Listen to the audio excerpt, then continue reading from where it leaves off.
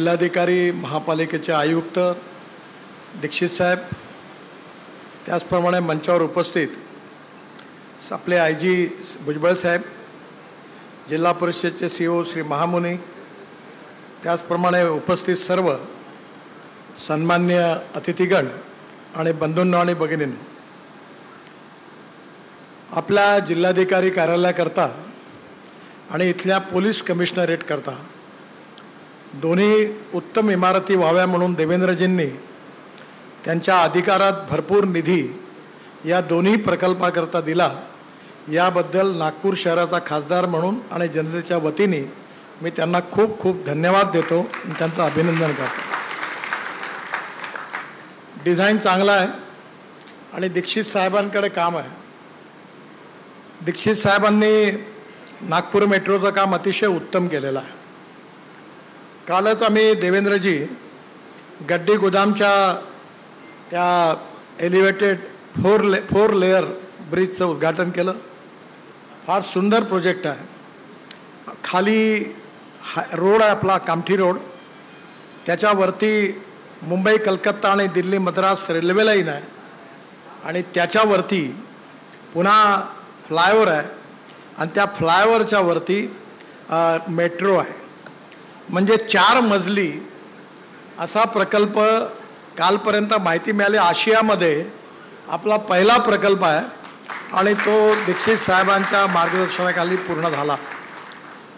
विशेषतः ते जे मधलं स्ट्रक्चर आहे ते लोखंडाचं आहे आणि म्हणून आज कालच्या कार्यक्रमाला ते नव्हते, कारण त्यांना बोलावलंच नव्हतं, कारण आता बदलले का नवीन माणूस येतो, त्यामुळे जुन्या अधिकाऱ्यांनी किती चांगलं काम केलं तरी त्याला बोलवण्याची काही प्रथा नाही आहे। पण मी आज पब्लिकली नागपूरच्या जनतेच्या वतीने दीक्षित साहेबांचं मनापासून अभिनंदन करतो आणि त्यांना शुभेच्छा देतो।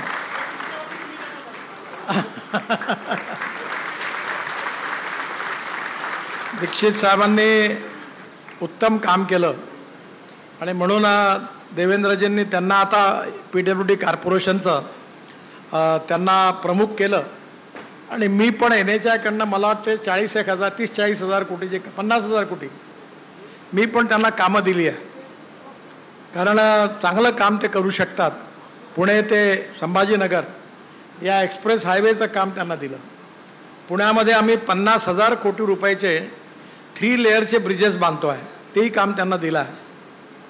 त्यामुळे ही बिल्डिंग पण चांगली होईल। एक जिल्हाधिकाऱ्यांना विनंती आहे माझी की मुंबईमध्ये ताज हॉटेलच्या बाजूला मुंबई पोर्ट ट्रस्टचं एक गेस्ट हाऊस आहे आणि ते हेरिटेजमध्ये आहे। खरं म्हणजे ही बिल्डिंग हेरिटेजमध्ये काय आहे मी खूप बारकाईने बघतो, पण माझ्या काही लक्षात नाही आलं काय कारण आहे। तर तुम्ही याला असं करा की आर्किटेक्टला सांगून जसं तिथलं जे होतं तसंच ठेवलं, पण आतून ते चांगलं केलं, तर ते हेरिटेजमध्ये जे आहे ते ठेवा तुम्ही तसंच, कारण त्याला त्या कमिटी विरोध करेल। पण त्याच्यामधून तुम्हाला हे करत असताना आतल्या गोष्टी बदलवता येतील आणि जसं आपण ते BPTचं गेस्ट हाऊस ताज हॉटेलच्या बाजूला आहे तसं बांधलं, त्या अशाच प्रकारचं हे पण चांगलं करायची गरज आहे। याच्या व्यतिरिक्त इकडे आजूबाजूला जेवढ्या बिल्डिंग आहे त्या तोडून टाका, मोहात नका पडू त्याच्या, त्या अतिशय घाणेरड्या बांधलेल्या आहेत, त्यामुळे संकोच न करता त्या तोडून टाका। आणि जिल्हाधिकारी कार्यालयामध्ये आम्ही इथे आमचं फार आयुष्यातले फार जवळचे संबंध आहेत। आम्ही अनेक वर्ष विरोधी पक्षात असताना तुमच्या ऑफिसच्या मागे कोर्ट होतं आणि आम्ही 11 वाजता यायचो आणि 3 वाजेपर्यंत इथं पाटोड्या समोसा खाऊन चहा पिऊन बसलो राहायचो। मग तो टोपीवाला यायचा आणि तो 3 वाजता आवाज द्यायचा, नितीन वर्सेस स्टेट, आणि मग आम्ही नितीन आणि मग आम्हाला तो साहेब सांगायचे तारीख झाली, घरी जा, आणि आम्ही घरी जायचो। असं अनेक वर्ष आयुष्यातली घालवली, त्यामुळे आमच्या स्मृती इथे आहे। तेव्हा या बाहेर बसणारे जेवढे लोक आहेत त्यांची वेगळी अरेंजमेंट करावं लागेल, तर पण ती जरूर करा। लँडस्केपिंग पण चांगलं करा, कारण या ठिकाणी पार्किंगचा प्रॉब्लेम आता सगळ्यांजवळ गाड्या आल्या आणि ऑफिस पेपरलेस करा। आणि तुमच्याकडनं फक्त आमचा एक अपेक्षा आहे, तुमच्या लँड रेकॉर्ड डिपार्टमेंटला दुरुस्त करा। हे ज्यांनी आमचे पुष्पहार घातले पटवारी ते नाही, पण हे जे कोणतं आहे ते डिपार्टमेंट जे हेरफार करते जमिनीत, हां, भूमी अभिलेख फार महान आहेत ते, आणि त्यांच्याबद्दल मला फार आदर आणि सन्मान आहे. तर तुम्ही काहीतरी करून कॉम्प्युटर लावून त्या भूमी अभिलेख कार्यालयात लोक वर्ष चक्रा मारतात, आणि ते जेव्हा प्रसन्न होतात तेव्हा त्यांना कसं प्रसन्न करायचं आता लोकांनाही माहिती आहे. त्यामुळे ते ऑफिस एकदा अप टू डेट करून द्या, आणि कुठल्याही प्रकारे कॉम्प्युटरवर त्याच्या घरून त्याला सगळ्या गोष्टी मिळतील. कोणी ऑफिसमध्ये यायची गरज नाही. बिल्डिंग पण चांगली, प्रशासन पण ट्रान्सपरंट आणि करप्शन फ्री, टाईम बाउंड, आणि त्याचबरोबर लोकांना उत्तम सर्व्हिस. असं जर तुम्ही आहात तोपर्यंत चांगले आहेत जिल्हाधिकारी, त्यांनी मनात आणलं तर ते होईल. आणि नक्कीच याकरता एक उत्तम इमारत, उत्तम प्रशासकीय कार्यालय, उत्तम व्यवस्था, आणि रस्त्यावरच्या सगळ्या लोकांकरता तुम्ही जे इकडे ॲकोमोडेट केलं तर त्यातलं अतिक्रमण पण दूर होईल. त्यामुळे एक चांगल्या प्रकल्पाची सुरुवात झाली आहे.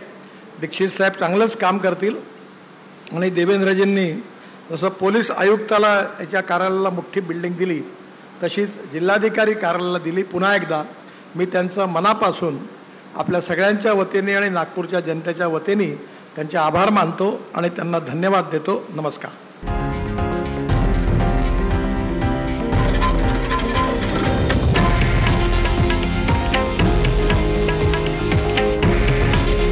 हे आहे देशातील नंबर 1 न्यूज नेटवर्क आणि आपण पाहत आहात TV9 मराठी.